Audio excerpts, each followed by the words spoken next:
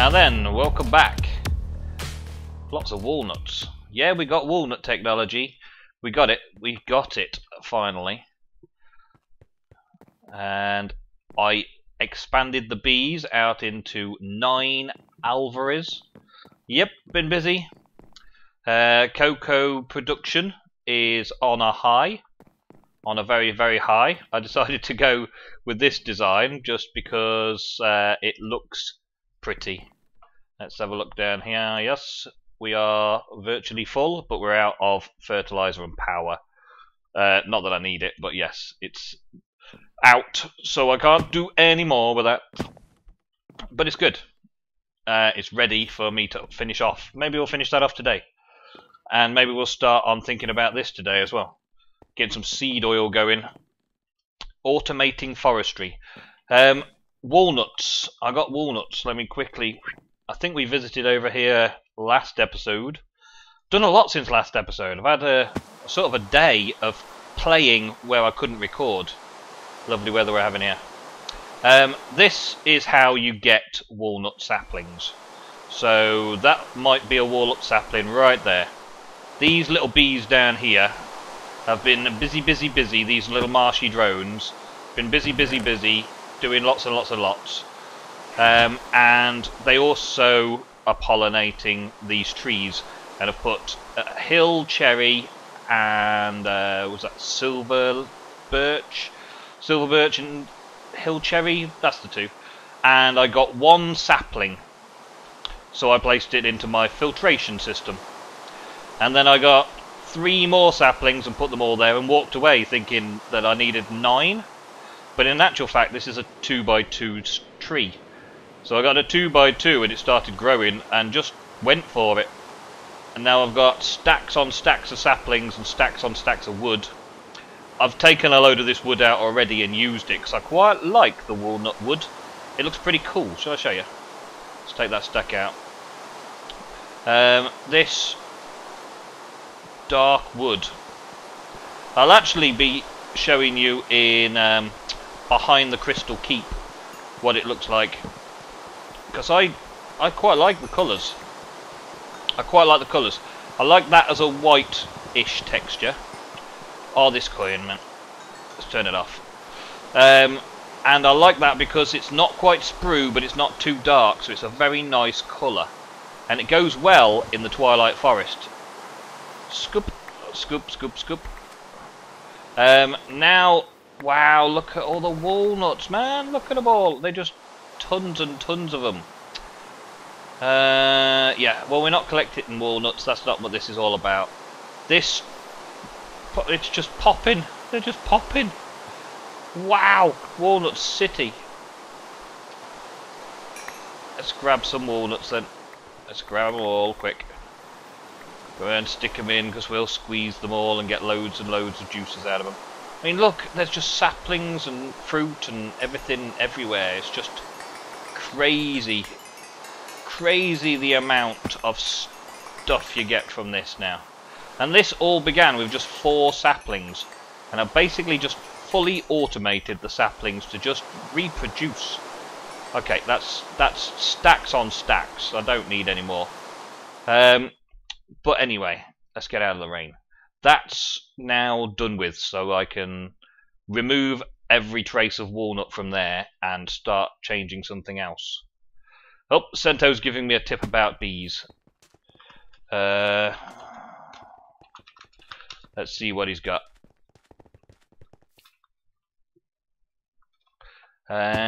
When you're going to apply a serum to a bee, yeah, don't apply it to the queen. Okay.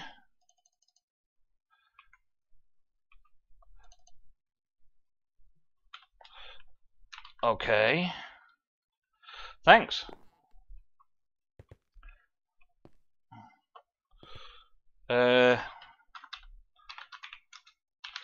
Got 8. Thanks, got 8 excited bees now. And here they are. Yes, fully automated, fully automatic, working a treat. Excited Excited, excited, excited, excited, excited, excited, excited. Yes, I found that one out the hard way.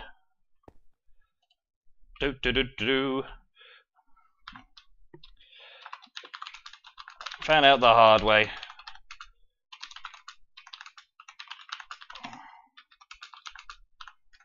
Got it sorted.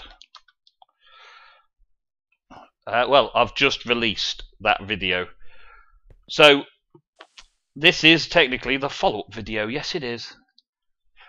And here we are with Applied Energistics doing most of the work. Now, whatever you do, I think I've discovered since setting all this up another thing, but I'll test that out and not wreck this. I'll test it on something else first. This is basically Buildcraft pipes and Aperis pipes doing what they would normally do. One extracts when there's something in the inventory. This one goes, any bees go white, which is basically back in, and anything goes black, which is basically into an ME interface, which basically puts it all in the system. And all of them are rigged up with iron pipes to bring everything that's produced that's not needed in the alvarez into this interface here. And this interface feeds directly into the AE system. The AE system is connected up cable-wise underneath to all of these different processes. And these guys here are the drones that are no longer required. Wow! Fertility amongst my bees. 64 stacks of beeswax. It's full, yes, and the system's reading even more. I can't get rid of it yet. I don't know what to do with it yet, so it's still there. While I was setting all this up, I had quite a backlog of combs. So I set up some centrifuges to get rid of them all. And now I've figured out that 4 is a bit overkill. So what we've got here is a centrifuge that's processing the combs. Okay, simple. Centrifuge processes combs, all 4 of them. On the top here, we've got import buses, and it's importing into the system whatever this centrifuge produces. So it's not set to anything, it's not doing anything, it's just moving single items back into the system as soon as they're produced. So as soon as a comb gets processed, it goes back into the system. We won't see one in action because it's all very quick, because it's very high powered and there's 4 of them, so it's processing very quickly. What I did though was I changed it around. I had a lot of rocky combs spare from the lapis production. So I went redstone and rocky. I've clicked the wrong one there. Importing lapis and rocky, and I'll put ancient combs in there as well because those mossy bees over there, the marshy bees, they go and they do lots and lots of fun things like ancient combs. Redstone and rocky again. That one's actually centrifuging. It's put in the comb and exported it as soon as it was done. Redstone and rocky. So I've got 3 now that are processing redstone combs, and 1 that's doing lapis. What's Cento going on about now? There we go. Got some glitchy models. Glitchy models. Cool. I don't know what that means, Cento. Perhaps you could inform me in the comments below. Thank you. So, yeah, all the AE system basically receives a comb, sends the comb here, exports it into the centrifuge, and the best thing about it is it knows exactly where it goes. It doesn't try and put it in the wrong place. It puts it straight in the right place. And then it exports using the import buses. The import buses then drag in from the right places. It doesn't try and import from there.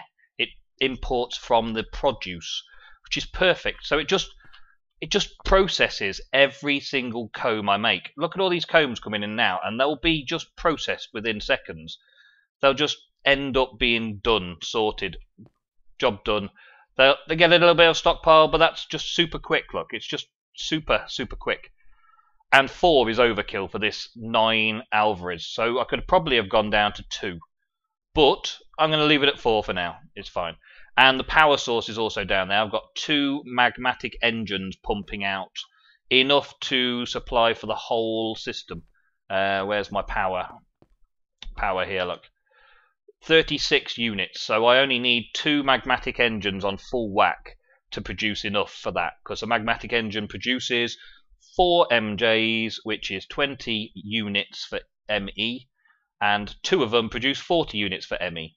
And moving stuff around doesn't cost a lot at all, unless you're moving stacks around at a time, and I don't need to move stacks around at a time, so I'm getting loads. And just literally in the last 24 hours or so, it's processed all the combs that I had and is producing a lot of redstone and storing it as well. I've got it stored away into these disk drives. Now the top 3 down the side here, if you've seen any ME at all, you'll know that these 1K storage drives are the lowest level of storage drive. And really, that's all I needed. Look, oh, but maybe not, because that redstone one is now up at 971 of 1,024 bytes used. So it's nearly full of redstone. This one, glowstone. I don't actually have any glowstone production, but redstone can make glowstone, which I might show you in a bit. Or if you watch Sento's video, you'll see he's done it in his video. I've got all of the capabilities. We discovered it ages ago, but that's why I wanted the redstone, to be able to use the Tome of Akahest, something like that. And it uses loads of redstone to duplicate things like dirt and glowstone. And if you remember back, that's the lapis one, by the way. And these are just for all the bees and stuff, which that one's full and that one's not yet. The episode or fewer back, when I was struggling in this old laggy network of machines to get dirt production, well, the Tome of Akahest. Let's actually go and get one. Let's go and show you the thing behind it all. Why I wanted so much redstone in my system. It's not just for the AE cables and stuff. Redstone's going to be used in all sorts of mods, isn't it? And lapis is going to be used in the IC2 mods. Oh yeah, my secret door. Yeah, baby. And oh yeah, I've been working on the behind the scenes of the Crystal Keep stuff. I've got the tower, and I'm setting up a zoo, and yeah, private and top floor and all that. You'll be able to see that in a future episode that I'll probably be doing with Lewis. We were actually going to record it tonight because Mondef's internet isn't working, so we're not really doing any work as such on the Divine RPG. So I decided to put an extra episode of Utopia out instead, so I hope you guys like it. Right, the Tome of Akahest. This is the plan of how to make it. We've got plenty of all the materials, so it wasn't a problem. Let me break this down. Can I break it down? No, I can't break it down there. Let's break a few chunks of that. Now, Sento needed some glowstone, and Sento did it this way, but there's a lot of recipes that the Tome of Akahest can do. So let's put the tome in there, let's put the glowstone in there, and put some redstone there. And it's actually 1 redstone and 1 glowstone makes 2 glowstone. So I'm basically turning the redstone into glowstone using the tome. And I can just use up that redstone as much as I want. So imagine that being automated. And I can produce glowstone when I want in the AE system. The AE system could just have that as a crafting recipe, take redstone, a bit of glowstone, and double it up for me. But when it runs out of glowstone, and then it wants glowstone, it won't be able to do that crafting recipe. So I'm going to have to automate that process to keep a glowstone stock in my system. All have glowstone bees. Bowlef has glowstone bees already. We've actually got the nasty gits close by. They're over here. Here we go. These bad boys here are hurting me. Demonic princesses. And they make nothing right now, it seems. Or is it the other chest? Demonic drones are in there. Okay. Enough already. Enough. Calm down. Right, so it's a princess, so she's got no drones for whatever reason. Let's put the drones back in. If I can get to them without them killing me. oh, not that tree cherry, there we go, put that in, and make the queen so they start producing again. And what did he have over in here? Embittered, that's just plenty of those in there. A shimmering comb, let's take that. Right, okay, I get the message, but I don't want them over in my farm for those particular reasons. You can see that it's just gonna slaughter me over and over again. I don't want that. So we could put, let's see, is this centrifuge empty? Yeah. Shimmering comb in there and let it produce some. See what it brings out. Think. Oh, sulfur, some stuff. What's that stuff? It's phosphorus and refractory wax. Yeah, shimmering combs there.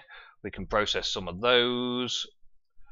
I could set up a full centrifuge automated system for everything and have AE manage all of the products and everything, but at the minute this is what I want for this part of the forestry setup.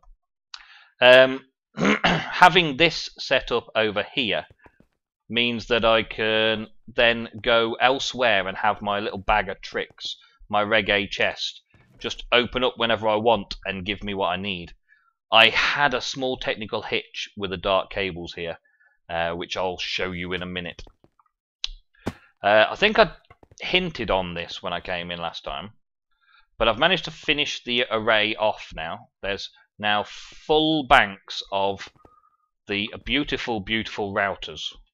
And I don't know if I really needed to do it this way, but I wanted to do it this way, so I did it this way. This is set up as a complete storage system. You see there's one gap there where the chest is. Imagine that's slot 0. Okay, so in the chest we've got slot 0, which is where the ender chest is, and then all the others are routers. Routers connected. And these are export buses. Lots and lots of export buses that export. So on that far corner it's dark cable. On that one it's green. On that one it's yellow.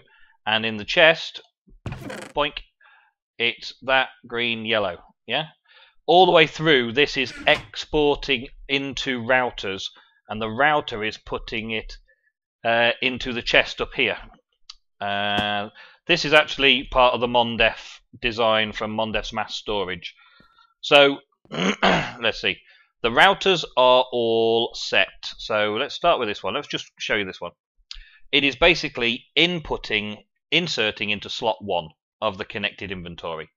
Now, every single one of them is set up to another slot. So 1, 2, whatever. And slot 0 is missing because slot 0 is also that. So every router has a slot 0, but no slot 1. So we start off at slot 1. And that means that this has a slot 0 there, which never gets touched. And everything else gets put in the right place. So whenever anything of this gets put into the storage, into the AE system, it gets routed into the chest here, into the correct location. So wherever I am, I have access to everything that's AE that I want to be in this chest. And I can assign what I want into this chest just by changing these export buses. Now, the cool thing that I added, which wasn't necessarily original Mondef's video at all, the cool thing I've added was that the chest being here, the router extracts from slot 0. So anything that gets put in slot 0 in the chest gets extracted into the router. It's got a speed boost, it's got bandwidth so it can move stacks at a time, and it can eject to the south. And the south happens to be this ME interface. And the ME interface basically is set up to do nothing other than receive. So the router takes stuff out of slot 0 and puts it into the system. And then if this section's on, and I'll tell you why this section needs to be off sometimes, if this section's on, it will auto sort it back into the chest in the right place. Sounds a little bit like a roundabout way of doing things, but let's say, for instance, I go and I'm working on a project where I'm using all of this stuff. It's going to refill the cables ready for me there as well. So it will refill straight from the router into the chest as we speak. Well, let's say that I've finished doing the work and I want to put these back. Now, I know where the cables go, but the stack's full because it's been restocked for me. So I just shift-clicked it back in, and it goes into slot 0. The router will then take it out and put it back into the system, and it'll feed through back to where it's supposed to go, which is this router here, and feed it into that router. So that router should now be holding... Let's check this router here. This router here should now be holding the 64 cables I just put back in, ready to feed the chest as soon as I put anything in the take anything out of the chest. So as soon as I take some out of there, it will start filling it back up again. So the chest is always going to stay full, but I have this little return slot. So wherever I am, I can put stuff into my ME system, and I can shift-click things back into my ME pouch, and it'll just get put back in and sorted. Now, of course, if I haven't used all of them, then when I shift-click, it'll go directly in. Yeah, not a problem. It'll just go straight back to where it's supposed to be. But if there isn't the item in there, I shift-click it, and the routers sort it all out for me and put it all back where I wanted it. Control freak or what? Control freak, eat your heart out. That's what I say. Now, the problem I've had is crafting. I had a problem with crafting some dark cables. I actually had this export bus set up to, let's just take that out, set up to activate without a signal. That's right. Move stacks of items, always craft items. So it was basically set up to constantly craft items and export them into the device until the device was full. I was like, oh wow, and I missed it. And my system just went through a ton of these dark cables. So I've got stacks on stacks of dark cables that I don't need. So I'm going to have to spend a fair bit of time at some point putting dark cables through an uncrafting bench with 5 levels to put them all back again. So I've got 2 stacks of 64 dark cables at the minute in the system, which means that that's 128 normal cables, 128 levers and all of that. And because it's made so many cables, it's used a lot of my dust up. My quartz dust is down to 50. I know I can pulverize that to make more, but the fact is that I made a boo-boo and it crafted, and this was just craft, and it just kept crafting and I couldn't see why. And then I realized when running over there to stop it, stopped it, but by then it was already too late. It had a lot. Now, anything that goes into slot 0 goes into the system and gets basically becomes absorbed in the system. And the system storage currently is everything. I've turned it into everything. I don't want it to be everything. I'm not planning on keeping it to be everything. It's supposed to just be crafting the AE stuff. But I've got alloy wires in here. I've got yellow wool covers. I've got ejectors and things and planks of wood and magmatic engines and all sorts of stuff that I don't actually want in the ME system here, this module. I don't want it in this module. But at the minute, it's all just storage space, and it's all on these drives here. This is identical to the Reggae chest, but it's connected to this chest, which is basically the supply chest. And these are the supplies that I know that I regularly use for crafting ME, AE, cables and wires and things like that. So it sorts all these out for me, but these are produced elsewhere.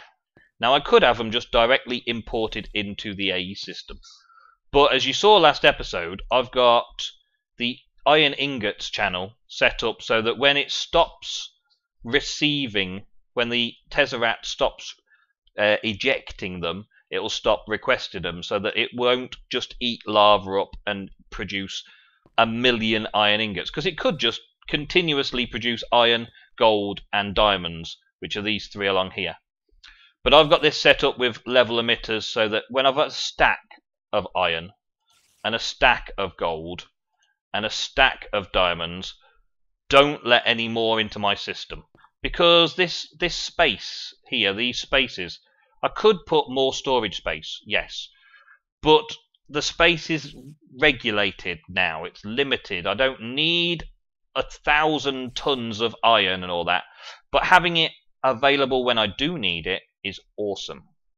Having it import directly into the system is perfect for me, the way I like to do things. I don't want to stockpile any of it. I just want it to be there when I need it for something. I'm not on some great big hoarding bender. I just want to be able to craft what I need when I need it.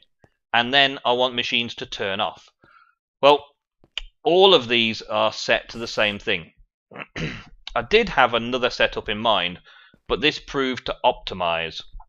Having all of these chests down here and one Tesseract either side proved more useful to me than having all four sides connected up. I could potentially put another Tesseract on the top and have it all linked down here, but then I won't be able to get in and have control over the two sides. At the minute, this one side is not really doing anything, not importing anything. But as soon as it does start importing items that are very basic, listen to them, chests. These items in here, as I get like basic stock items that I want to keep on me at all times, I will have an ender pouch that is to this chest, and I'll be able to go, well, I need a diamond. I'll get a diamond. I need some gold. I'll get some gold. And it'll just come from my ME system, and I'll have it wherever I am in the world to do whatever I need to do in the world. Cobble, oak wood, and glass. 3 basic components, blah, blah, blah, blah, blah. I'm sure you get the idea. If you don't get the idea, then just ask me a question in the comments and I'll go over it next episode. We haven't really got a lot of time left this episode because I've been showing you all this. There's one more thing I would like to show you before I go, though. Oh, this over here. This is another two things. Power was an issue. Once I'd connected up both of those over there, power started becoming a real issue. I'm up to 84 units per tick. And I also, thanks Thunder, I forget the last few digits of how you pronounce your name, but he comments fairly regularly on my Utopia videos. Thank you very much. He suggested putting in an energy cell, and he's absolutely right, because when you craft stuff, it uses energy faster. So this 84 units per tick could go shooting through the roof. This takes it and looks after it for me and holds onto it, so I've always got power when I need it. And these engines are just nicely keeping over ticking to that, making sure it works. And I think I mentioned last episode that I wanted my furnace in here. Well, yeah, I was sort of thinking it might take up a bit more space, I think. But that's it. That's my crafting furnace. I could potentially put 3 in because I've got 3 recipes. Basic processors, advanced processors, and silicon in a furnace. Furnace kicks it out, it goes back into the system. Job done. 3 of them will probably make the system run more efficiently when I'm crafting, but it doesn't take that long. It really doesn't, so there's no point really. Right, quickly, because we're about to end the episode, and I've got one more little thing that needs to show you.